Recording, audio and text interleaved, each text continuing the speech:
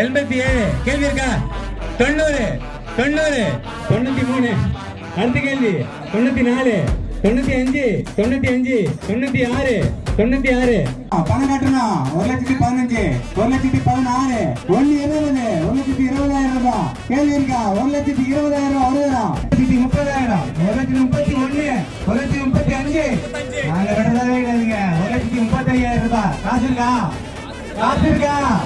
1,35,000 ரூபாய். பணம் எட்டாச்சு 1,36 1,40,000 ரூபாய்.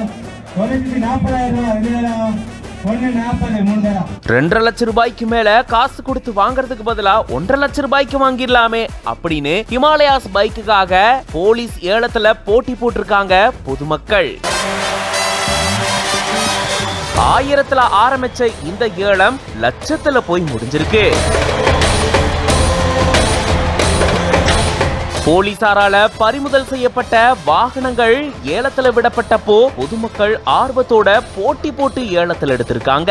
திருப்பத்தூர் மாவட்டம் ஜோலார்பேட்டை அடுத்த பாச்சல் பகுதியில ஆயுதப்படை மைதானத்துல 2023-24 ஆண்டுல திருப்பத்தூர் மாவட்ட போலீசார் மற்றும் மதுவிலக்கு பிரிவால சட்டவிரோதமா மது பாட்டில்கள், கள்ளச்சாராயம், எரிசாராயம் உட்பட இது எல்லாத்தையும் எடுத்துட்டு போன 2 சக்கர வாகனங்கள், 4 சக்கர வாகனங்கள் எல்லாத்தையுமே போலீசார் பறிமுதல் செஞ்சிருந்தாங்க.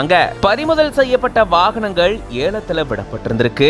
பொதுமக்கள் ஏலத்துல பங்கெடுத்துக்க 100 ரூபாய் அனுமதி சீட்டும் விற்கப்பட்டிருக்கு. அதை வாங்கிட்டு ஆயிரக்கணக்கான மக்கள் போட்டி போட்டு ஏலத்துல வாகனத்தை எடுத்திருந்திருக்காங்க.